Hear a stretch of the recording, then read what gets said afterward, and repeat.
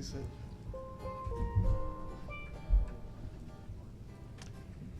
Good afternoon, everyone.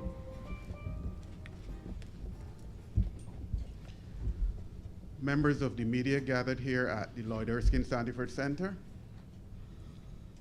our guests, it is my pleasure on behalf of the government and people of Barbados to welcome His Excellency, Mr. Paul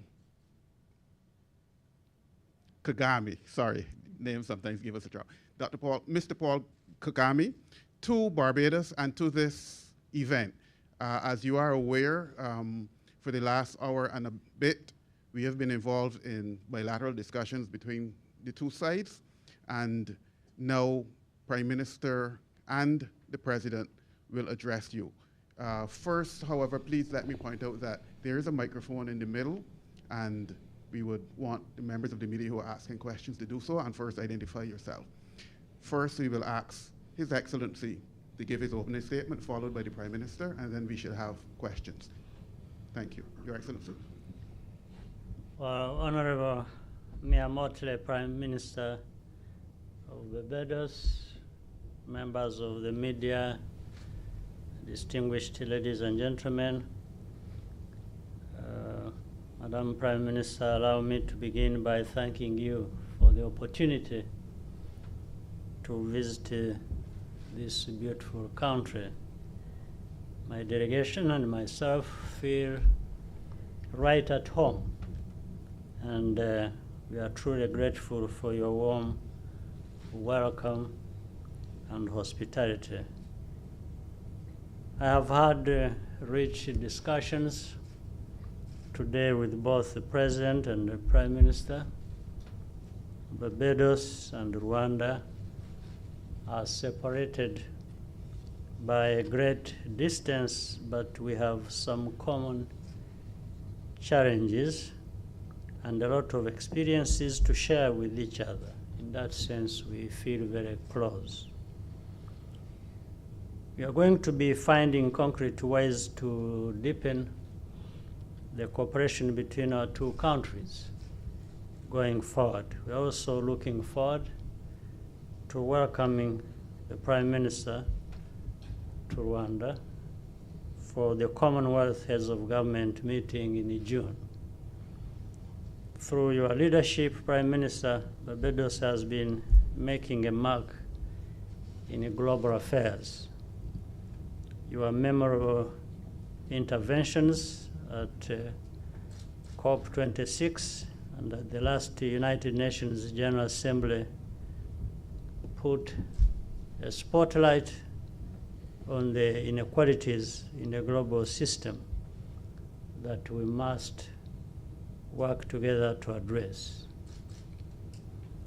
As the co-chair of the United Nations Broadband Commission for Sustainable Development, I was very pleased to welcome the Prime Minister as a new commissioner last year.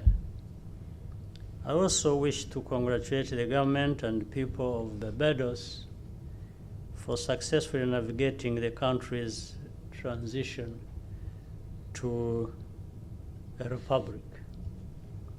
Let's build on the recent CARICOM Africa Summit, which took place in September last year, to continue aligning our priorities and spur more direct cooperation between the Caribbean and Africa. Once again, Prime Minister, we are very happy to be here and look forward to continuing close collaboration in the years ahead. I thank you very much. Thank you very much, Your Excellency, President Kagame, members of the Rwandan delegation, members of the Barbadian delegation, members of the media. Let me say how truly honored we are, President Kagame, to welcome you here to Barbados. Your leadership and the example of your country over the course of the last 2 decades in respect of what you have been able to do to turn your country around after the gravest of challenges has inspired us in this 21st century to the reality of what the development opportunities are that can be attained by a country once it is focused and strategic in its planning and execution of its development program. I want at the outset to wish your country the very, very best and your people on the occasion of the upcoming 60th anniversary of independence. That journey, as we all know, has not been in a straight line, but we do believe that your leadership has allowed Rwanda to become a shining star globally with respect to what is possible in the development area. It is by no accident that you co-chair the Broadband Commission for Sustainable Development, because you have shown the purpose and use of science and technology in development in a very real and tangible way. This morning we discussed at length a number of issues, but one of the things that stood out was your ability to use robots during the pandemic at a time when the world really did not know where this pandemic was taking us, and at a time when distance mattered most in terms of creating safety for the movement and travel of people. Your leadership as well with respect to the establishment of a manufacturing entity for vaccines in Africa is very, very appropriate, largely as a result of the absence of vaccine equity globally. And we believe that the efforts of yourself and Ghana in terms of being able to bring greater capacity as well as greater distribution of actual product to the continent of Africa is one that we wish you all the very best in. And given our discussions this morning, we hope that we can collaborate with you as we've agreed on these areas of biotechnology and science and technology generally, and ICT. Barbados, as I explained to you this morning, for example, we have produced 6,000 graduates in the area of science from the Cave Hill campus of the University of the West Indies here in the last 5 years. And while there is absolute nobility in teaching, we recognize that that is not the only purpose that people would want to use a science degree. And therefore we have a solemn obligation to being able to build a platform for biotechnology and ICT and science and technology generally. Against that backdrop, we've agreed this morning in the signing of the cooperation agreement to a number of things. Our two countries had a double taxation agreement that was signed some years ago, with the ratification, I'm told now, is now in place. We will start the discussions towards the bilateral investment treaty as well as towards a multilateral air services agreement. I think all of us agree, and we're coming closer, I hope, to its resolution, that there must be air connectivity between the continent of Africa and the Caribbean region. As I said at the CARICOM AU Summit last September, it is time for us to remove the middle passage, the middle leg, and the middleman if we are going to bring true development and opportunity to our people. The continent of Africa has the hugest demographic dividend going forward in this century, with the majority of your population under the age of 30. The numbers there are staggering, and to that extent, therefore, the opportunities that will be required if they are to prosper must be found not only on the continent of Africa but globally. To that extent, the CARICOM region, as the sixth region within the African Union, will continue to play its role, and visits such as this, as well as our upcoming visit to the Commonwealth Heads of Government meeting, which you are chairing, will allow us to be able to deepen the cooperation such that it is not only at the level of heads of government or ministers, but it is ordinary people who come literally to want to go and want to trade and want to do business. Against that backdrop, I was extremely pleased to be able to introduce you just now to some of our most outstanding citizens. I said to you that your love of cricket can allow us to make you an honorary citizen of Barbados, because I think that it is on this little rock that you will find the greatest passion for that game globally. And we were able, therefore, to introduce you to some of those citizens from Sagari, Right Excellent Cigarfield Sobers, Sir Wesley Hall, Big Bird, as you would commonly know him, but Joel Garner, Sir Cuthbert Gordon Greenwich, and Ian Bradshaw, and the president of the Barbados Cricket Association. And why? Because we believe that cricket is an export that we must help lead globally. And I've said so recently to my own people, and we look forward, therefore, to being able to work in Africa with you with respect to not just cricket, but we've also talked about the importance of us being able to work with you on road tennis. And later this afternoon, you'll actually get to see a game in my constituency, ironically, of road tennis. The areas of horticulture and agriculture are areas we believe for opportunities for tremendous investment, and we look forward recognizing that Rwanda has made itself and given itself a global reputation in the area of horticulture and generally in agriculture, where it is a large part of your GDP. With respect to financial services and investment, we believe that we can share. Barbados has been that place where, for example, Canadian companies have more than most other jurisdictions. We are the number 2 or number 3, depending on what year you look at it, jurisdiction for Canadian companies to invest globally, using Barbados as a domicile. And it's not just because of the taxes, we believe, but it is also because of the rule of law issues and then the other quality of life issues that go that we have to offer. We are aware that Rwanda is engaging in a similar path with respect to financial services in Africa, and therefore we believe that for both jurisdictions, the opportunity to cooperate at the level of regulators as well as the level in joint promotion, because we're looking at different markets, that there are opportunities there as well that we hope to work with you as we discussed. With respect to our common fight against the climate crisis, our countries fall regrettably in that frontline area between the tropics of Cancer and Capricorn that are now on the front line of this awful climate crisis.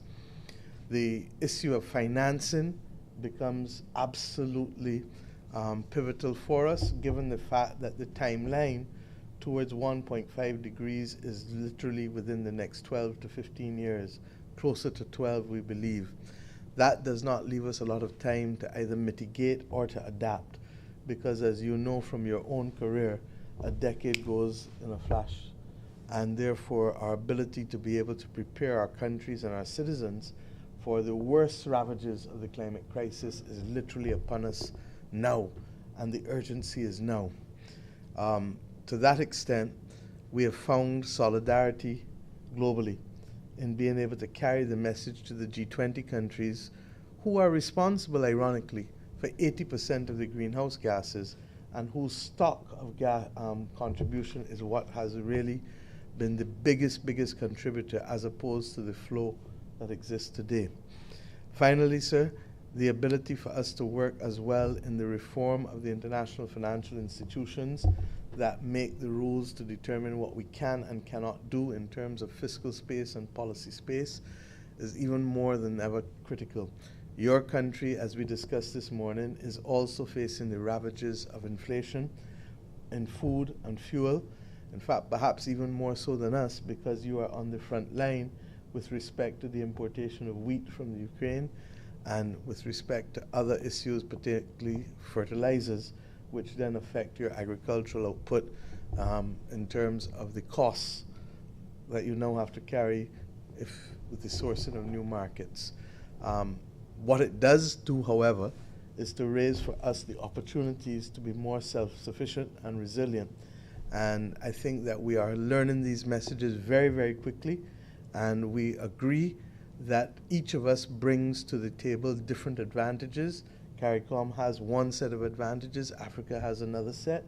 The one thing we must do is to have that direct engagement without that middleman, without that middle leg, without that middle passage. So I thank you for your visit here, and I thank you for your leadership in respect of so many issues globally that show what is possible when a country can line up united behind a development path, behind leadership that allows it to be able to say, we too can be the best, we too can aspire to be the greatest. And that example that your country has set, coming from the ravages that it experienced, is one that the entire world the entire global community would do well to follow, because it is real and it has seen success. And we thank you for that. I don't know if there are any questions that persons, as I said this morning, we signed an agreement of cooperation between the Minister of Finance from Rwanda and the Senior Minister of Foreign Affairs from Barbados. Thank you, Prime Minister. Thank you, Your Excellency. Are there any questions from the media? Barry? You have guest voice, so would the Rwandans want to ask? Or you're deferring? Well, you have guests. Go right ahead. Please. Thank you, sir. Good afternoon, Mr. President, Madam Prime Minister. Forgive my voice. Madam Prime Minister, you would have mentioned robotics and information technology early. Are you expecting that we can actually hit the ground running in the short term in terms of forging that partnership and seeing some information and sharing of a wealth of talent that both countries may have? I think that this morning we realized that there's a lot more to share and a lot more to do in that area of science and technology, and in particular biotech and ICT. I've agreed that Minister Ishmael, Davidson Ishmael, who's Minister of Industry, Science and Technology, will travel to Rwanda probably with the CEO of Export Barbados for us to see how we can tangibly and concretely put in place opportunities for investment and cooperation. Our first interest, of course, is in seeing what potential there is with the vaccine manufacturing entity that Rwanda is establishing, recognizing that the vaccine for COVID is just but one small commodity of what that manufacturing capacity can be for.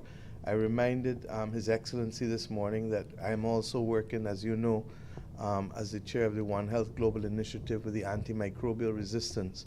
And one of the things that the world is going to need to be able to find is new antibiotics that can fight off the superviruses.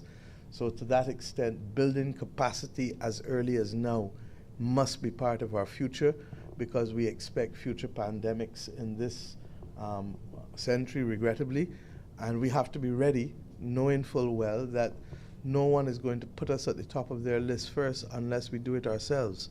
So we want Minister Ishmael and the CEO of Export Barbados to go to have those conversations. In addition to that, Rwanda has a number, and His Excellency can speak to it, universities in science and technology, and they have been cutting edge in Africa, but also beyond Africa, globally, I would like to suggest, on a number of these areas that they've worked on. We talked also about the possibility of sharing regulators, and I say why this is important. Rwanda is that country in Africa that has made doing business much easier than most. I think they're number 2 in Africa and number 38 in the world.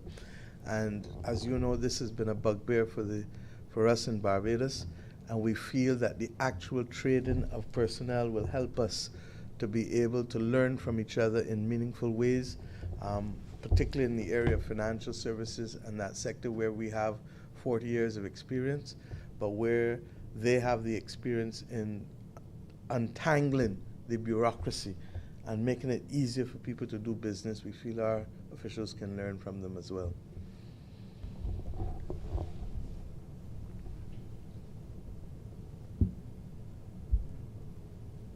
Good afternoon to all. I'm Wendy Burke from the Caribbean Broadcasting Corporation, and this question goes to His Excellency. The Prime Minister spoke about the need to cut the middle out and to have us be able to visit Africa.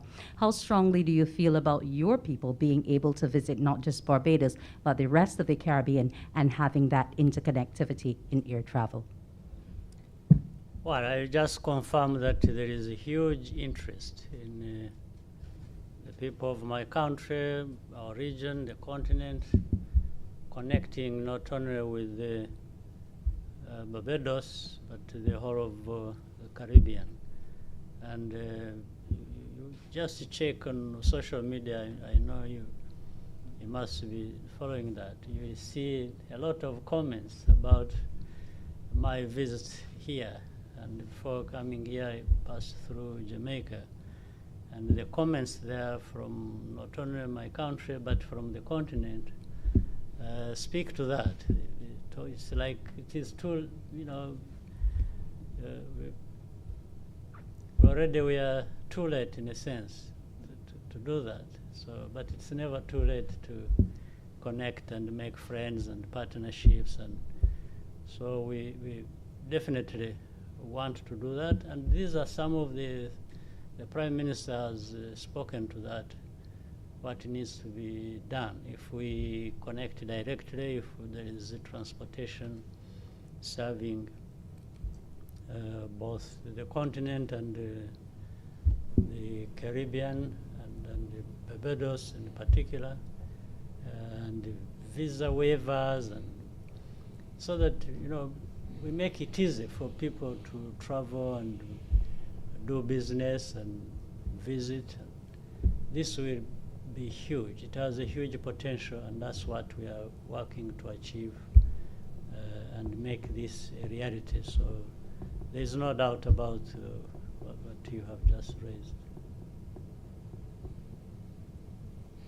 Do we have any other questions? If done, I just want to thank everyone, and Your Excellency, I really want to thank you for doing us the honor of visiting our nation. You are the first president of Rwanda to do so. Our two countries, I believe, can be and play that role not only within our regions, you in Africa, we in CARICOM, but collectively together, as I said, on the big issues that face our world now. Our voices tend to coincide and come from the same point of principle more often than not.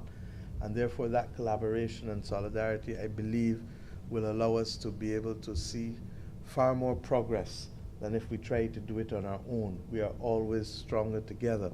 The last point that I'd make, which I didn't address earlier, was that we recognize also the opportunity for significant investment from not just individual investors or companies, but given that many of our pension funds and our social security funds have to diversify their investment in order to be able to withstand the difficulties in this world that come from both the pandemic or war, we believe that that ability to get to know each other and to share information and opportunities will allow for a broader investment pool on both sides of the Atlantic than hitherto existed. So we look forward to those real opportunities too. So thank you very much, sir. Thank you very much. And we look forward to letting you see a little more of Barbados before you leave. Thank you. Thank you.